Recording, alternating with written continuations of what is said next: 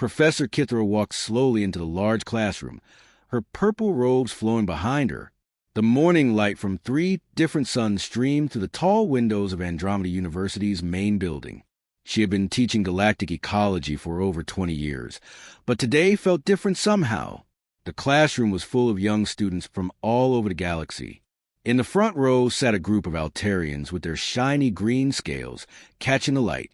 Behind them, several vegans whispered quietly to each other, their soft blue skin almost glowing. The back rows were filled with students from 10 other species, each one unique and fascinating in their own way. Professor Kithra's 4 eyes moved across the room as she set her teaching materials on the desk. She loved teaching this class because it brought together so many different worlds and cultures. The students always had interesting questions and fresh perspectives that kept her learning too. "Good morning, everyone," she said warmly. The universal translator built into the classroom walls immediately changed her words into each student's native language. Some students heard clicks and whistles, others heard musical tones, and a few heard sounds that humans would find impossible to make. "Today we're going to talk about something very important in galactic studies," she continued, pulling up a large holographic display that showed the galaxy map. "We are going to discuss how we classify different planets and why this matters for space travel and colonization." A young Altarian named Vex raised a scaled hand. "Professor, are we talking about the standard planet types like garden worlds and ice worlds?" "Yes, Vex, but today I want to focus on a special category," Professor Kithra replied. She touched her control pad, and the display changed to show several red-marked planets. "Can anyone tell me what we call planets that are extremely dangerous to most forms of life?" Several hands went up immediately.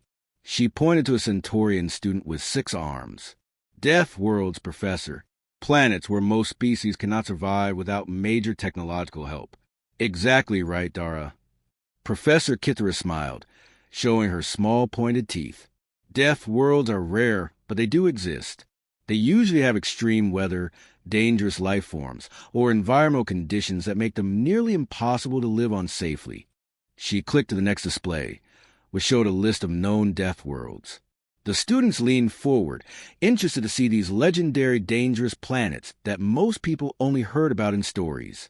"Now, here's something interesting," Professor Kithra said, highlighting one planet on the list. "Earth, the human homeworld, has a class 12 death world rating. This is one of the highest danger ratings we have in our classification system." The room became very quiet. Several students looked confused and turned to stare at the empty seats where human students usually sat.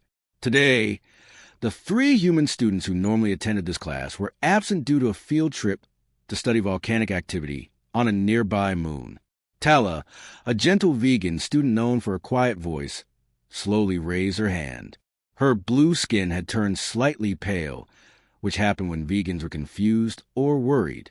"Professor, I don't understand something." "What's that, Tala?" "Well, I've met many humans here at the university. They seem so normal. Actually, they're usually very kind and helpful. My human study partner, David, always helps me with my chemistry homework. He's never seemed dangerous at all." She paused and looked around the room. If their world is so dangerous, why are humans so peaceful and friendly? Other students began nodding and murmuring in agreement. A Zephyrian student named Kala spoke up, her voice like wind chimes. "Yes, I was thinking the same thing. The humans in our dormitory are always organizing social events and helping other species feel welcome. They seem to care about everyone's well-being."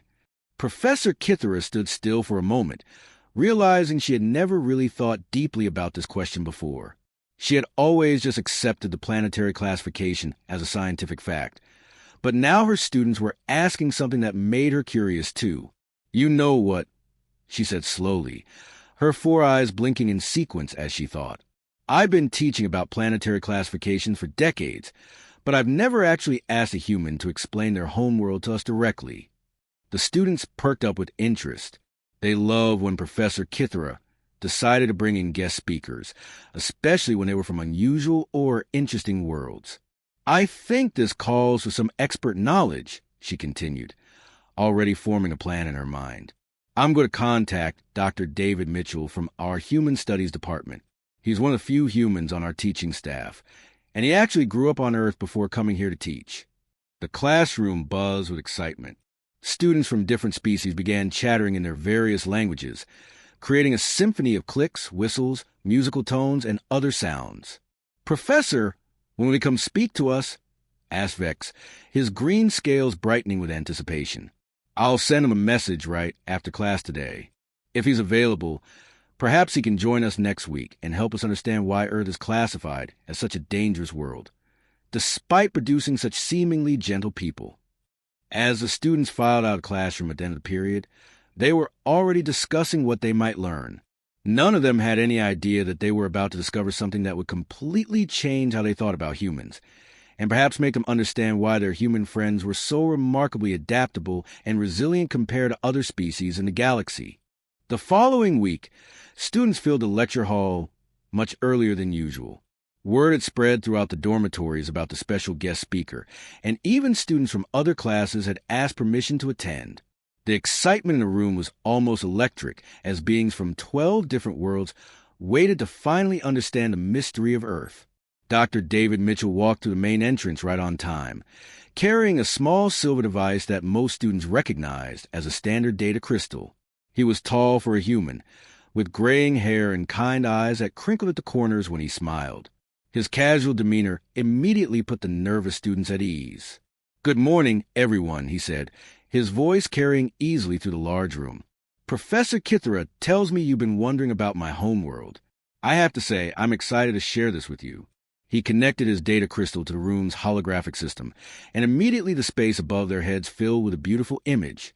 A blue and green sphere hung in the darkness of space, with white swirls of clouds dancing across its surface. 3 moons could be seen in the background, and the whole scene looked peaceful and inviting. "This is Earth," Dr. Mitchell said proudly. "Pretty gorgeous, right? Those blue parts are our oceans, the green and brown areas are continents, and those white swirls are cloud formations." Students throughout the room nodded and made appreciative sounds. Tala, the vegan student, raised her hand. "Dr. Mitchell, it looks so beautiful and calm. Are you sure this is classified as a death world?" Dr. Mitchell's smile grew wider, but there was something almost mischievous in his expression. "Oh, Tala, that's exactly what I thought you might think. Let me show you what those pretty white clouds actually do." He touched his control device, and the image zoomed in on one of the swirling white formations. Suddenly, what had looked like a gentle cloud became a massive, terrifying spiral that seemed to stretch across half a continent. "This is called a hurricane," Dr. Mitchell explained, his voice still conversational and friendly. "The winds inside the storm system can reach speeds of over 300 kilometers per hour. To put that in perspective, those winds are strong enough to pick up your average ground vehicle and throw it several kilometers." A young Altarian student named Rex made a choking sound. "But surely your people evacuate from such areas?" "Well, sometimes we do," Dr. Mitchell replied. "But here's the interesting part. Millions of humans choose to live in areas where these storms happen regularly. We call them hurricane zones, and they're actually some of our most popular places to live because they tend to have nice weather most of the time." The hologram changed to show the aftermath of a hurricane. Entire forests were flattened, with massive trees snapped like twigs. Buildings that looked incredibly sturdy were reduced to piles of rubble. The ocean had been pushed miles inland, leaving boats sitting in what used to be city streets. The storm surge from this particular hurricane pushed water 8 meters above normal sea level, Dr. Mitchell continued. That means the ocean basically moved inland and temporarily became part of land. Kala, the Zephyrian student, was making a high-pitched whistling sound that indicated extreme distress in her species. "Dr. Mitchell, how do any humans survive such catastrophic events?" "Oh, we got pretty good at dealing with them," he answered matter-of-factly. "We developed early warning systems that can track these storms from space. We build our houses with reinforced foundations and storm shutters. Many homes have safe rooms built specifically to withstand hurricane-force winds." The display shifted again, this time showing humans engaged in what looked like completely insane behavior. They were standing outside in the middle of the storm, taking measurements and photographs while wind strong enough to knock over buildings swirled around them. These are storm chasers, Dr. Mitchell explained cheerfully. They actually follow hurricanes around for fun. Some do it for scientific research, but others just think it's exciting. Professor Kithra's scales had begun changing color, shifting from their normal purple to a pale blue that indicated deep distress among her people. Dr. Mitchell, she said carefully, are you telling us that some humans voluntarily put themselves in the path of these deadly storms for entertainment? Oh, absolutely, Dr. Mitchell replied with enthusiasm. We also have tornado chasers, volcano watchers, and storm photographers. Extreme weather tourism is actually quite popular. Before anyone could process this information fully, the hologram changed again. This time it showed the ground literally splitting open, creating massive cracks that buildings and roads simply fell into. These are earthquakes, Dr. Mitchell continued. The ground moves because our planet's crust is constantly shifting. This particular quake measured 9.0 on our scale, which means it was strong enough to move the entire island of Japan about 2.4 meters east. Several students had gone completely silent, staring at the display in horror. The image showed entire cities that had been shaken to pieces, with skyscrapers swaying like trees in the wind before collapsing. And then we have volcanoes, Dr. Mitchell said, switching to footage of mountains literally exploding. Massive clouds of ash and gas billowed into the sky, while rivers of molten rock flowed down the mountainsides. This eruption buried several cities under meters of ash and changed our planet's climate for years. But surely, whispered Dara, the Centaurian student, surely humans avoid living near such dangerous places? Dr. Mitchell chuckled again. Actually, some of our biggest cities are built right on top of active fault lines and near active volcanoes. The soil around volcanoes is incredibly fertile, so we grow some of our best crops there. As for earthquakes, we just learned to build better buildings. The room had fallen completely silent except for the sound of various alien species trying to process what they were hearing. Dr. Mitchell looked around at their shocked faces and smiled. The thing is, we just adapted. That's what humans do. Dr. Mitchell looked around the room and noticed that several students were shifting uncomfortably in their seats. Professor Kithra's scales had turned an even paler shade of blue, and two students in the back row were whispering urgently to each other in their native language. Now, I know what you're thinking, Dr. Mitchell said with a reassuring smile. You're probably wondering how we deal with all that dangerous weather. Well, the truth is, the weather is actually the easy part. Let me show you what really makes Earth challenging. He touched his control device again, and the holographic display changed to show crystal clear blue water with sunlight streaming down through it. Fish swam peacefully in the background, and the scene looked absolutely beautiful and inviting. These are our oceans, Dr. Mitchell explained. They cover about 70% of our planet's surface. Beautiful, aren't they? Many humans spend their vacations swimming, diving, and surfing in these waters. The students relaxed slightly. This looked much more pleasant than the terrifying storms they had just witnessed. But their relief was short-lived. Suddenly, massive tentacles filled the display. The creature that appeared was easily the size of a small passenger shuttle, with 8 thick arms covered in powerful suction cups. Its eyes were as large as dinner plates, and they showed an unsettling intelligence. This is a giant Pacific octopus, Dr. Mitchell said casually. They're incredibly smart, probably smarter than some of the species we've encountered in space exploration. They can solve complex puzzles, use tools, and they have excellent memories. Dara, the Centaurian student, raised one of her 6 arms nervously. Dr. Mitchell, that creature looks large enough to, well, to seriously harm a human. Oh, absolutely, Dr. Mitchell replied cheerfully. Their arms are strong enough to crush a small boat, and they're ambush predators. They can change color and texture to perfectly match their surroundings, so you never see them coming. But here's the interesting part. Humans regularly dive in the same waters where these live. The room became very quiet. Rex, the young Altarian, made a sound like a kettle whistling. But surely you have protective equipment, special suits or barriers. Sometimes, Dr. Mitchell admitted, but recreational divers often just wear basic gear. Some humans even dive without any breathing apparatus at all. We call it free diving.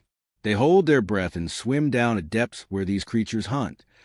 Before anyone could fully process this information, the display changed again. This time it showed what looked like an almost invisible, ghostly creature floating in the water. It was so transparent that it was barely visible, like looking through glass. "This little fellow is called a box jellyfish," Dr. Mitchell continued, his tone still conversational.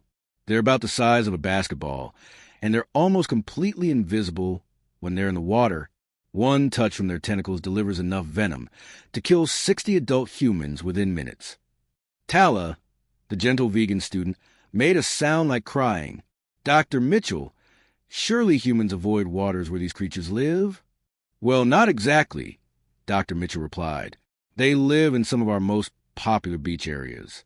Millions of humans swim in these waters every year. We just post warning signs and have lifeguards keep watch. Children learn to swim in areas where these jellyfish are common." Professor Kithera stood up abruptly, her 4 eyes wide with disbelief. "Dr. Mitchell, are you seriously telling us that human children regularly swim in waters inhabited by creatures that could kill them with a single touch?" "Oh, that's just the beginning," Dr. Mitchell said, completely missing the horror in her voice. The display shifted to show a massive shark, its jaws open wide enough to swallow a small alien whole. Great white sharks. They can grow up to 6 meters long and weigh as much as a small vehicle. They're perfectly designed killing machines that have remained unchanged for millions of years. The image showed the shark's rows of razor-sharp teeth, each one as large as a human hand.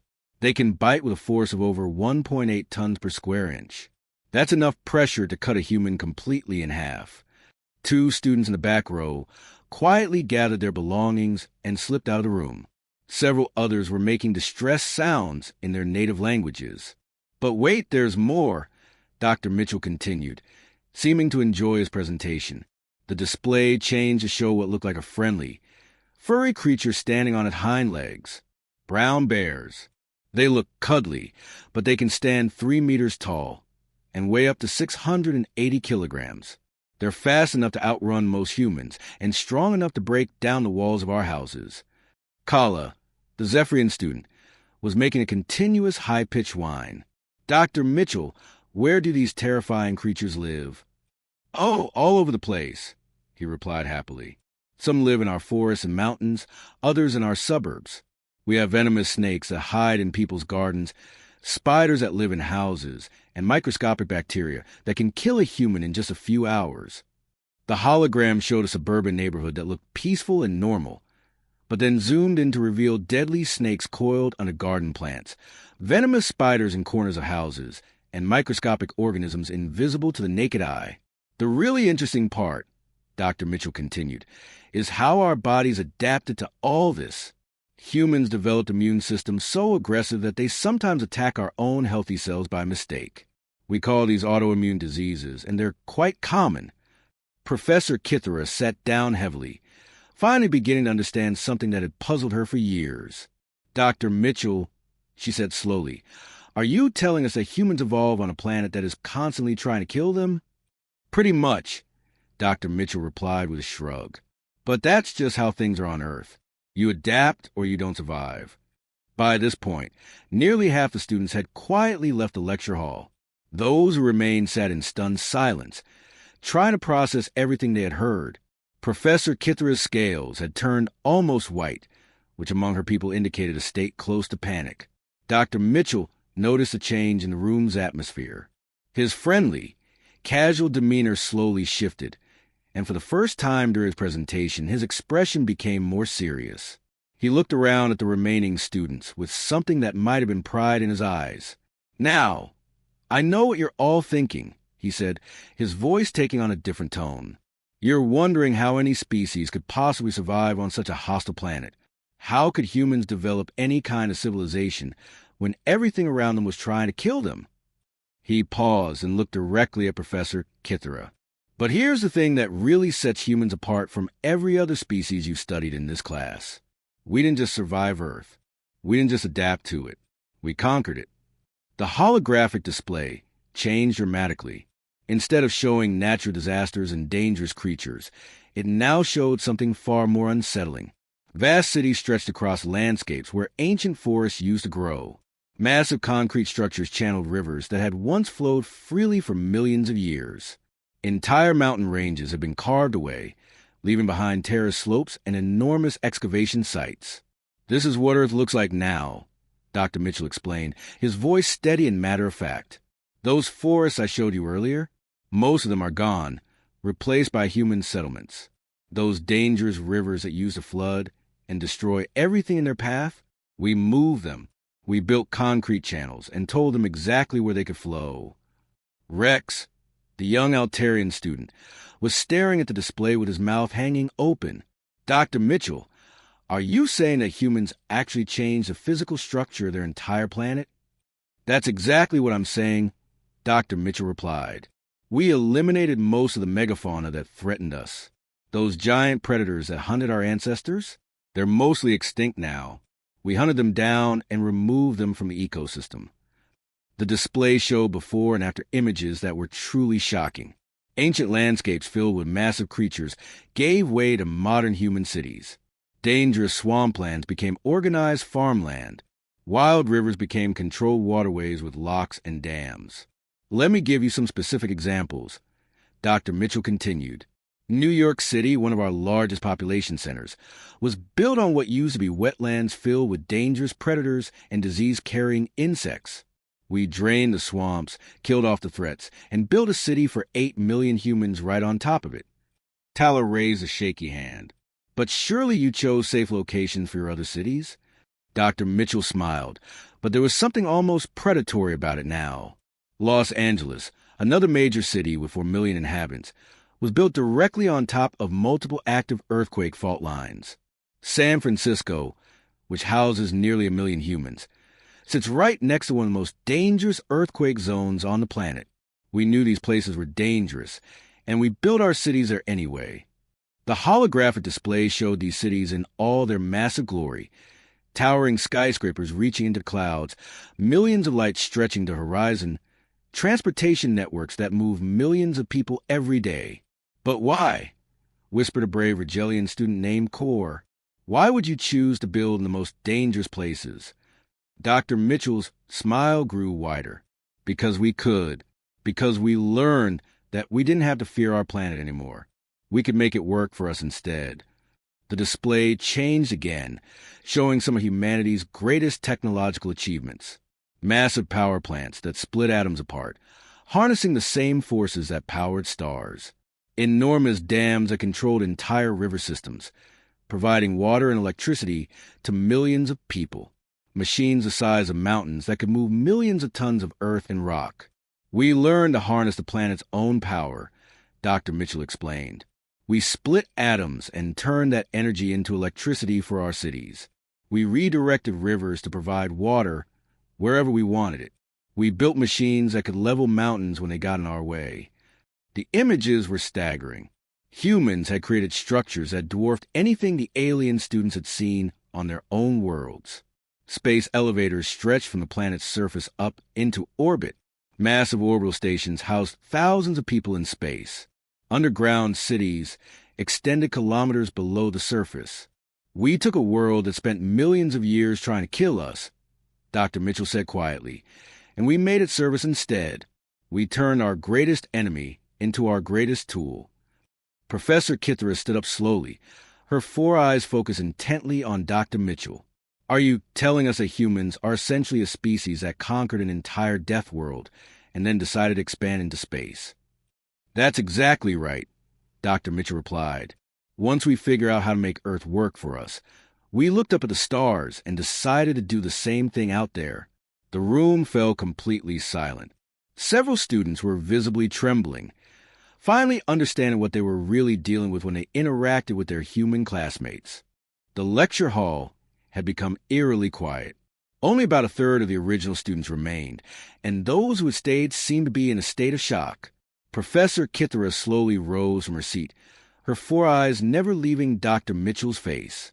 Her scales had gone through several color changes during the presentation, and now they had settled on a pale, almost translucent shade that indicated deep contemplation among her species.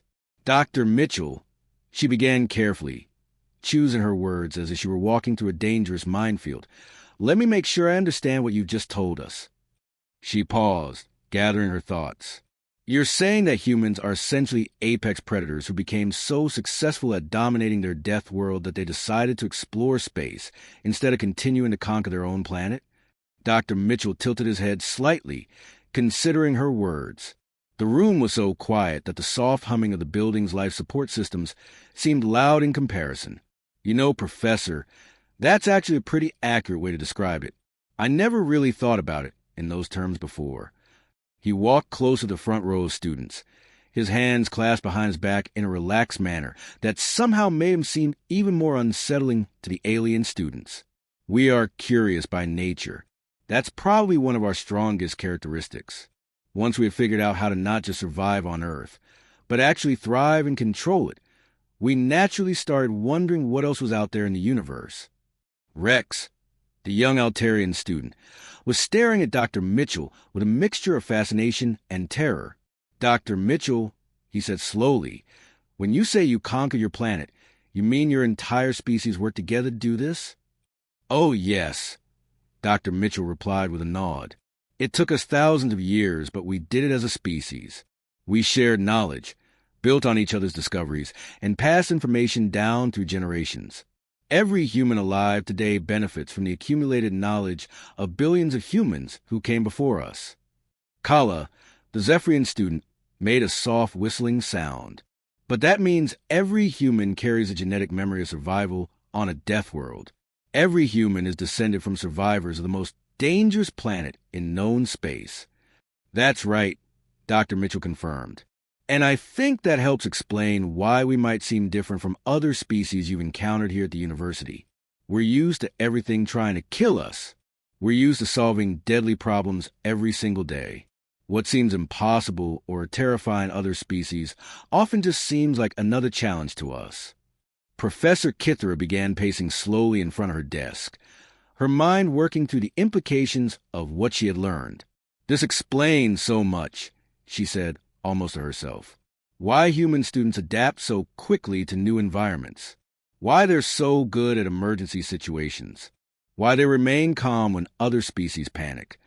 Tala, who had been quiet for most of the presentation, suddenly spoke up. Her voice was barely above a whisper, but in the silent room, everyone could hear her clearly. Dr. Mitchell, there's something I don't understand. You just described humans as these incredibly dangerous, powerful beings who conquered a death world. But every human I've met has been so gentle, kind, helpful. She looked around at her fellow students, many of whom were nodding in agreement. My study partner, Brian, spent 3 hours last week helping me understand quantum mechanics. He brought me tea and made sure I took breaks. He was so patient and caring. How can someone from such a violent background be so peaceful? Dr. Mitchell's expression softened, and for a moment, he looked almost touched by her words. You know, Tala, that's probably the best question anyone has asked me today. He paused, thinking carefully about how to explain this. The thing is, he continued, when you spent thousands of years fighting your own planet just to survive, when you had to overcome impossible odds and deadly threats every single day, cooperation becomes incredibly valuable. We learned very early that working together was the only way to survive. He gestured toward the holographic display, which still showed images of human cities and achievements. Every one of those cities, every one of those technological marvels, was built by humans working together. We learned that fighting each other was a luxury we couldn't afford when the planet itself was trying to kill us. Dara, the Centaurian student, raised one of her 6 arms. So you're saying that humans became peaceful because violence against each other was counterproductive to survival? Exactly, Dr. Mitchell replied.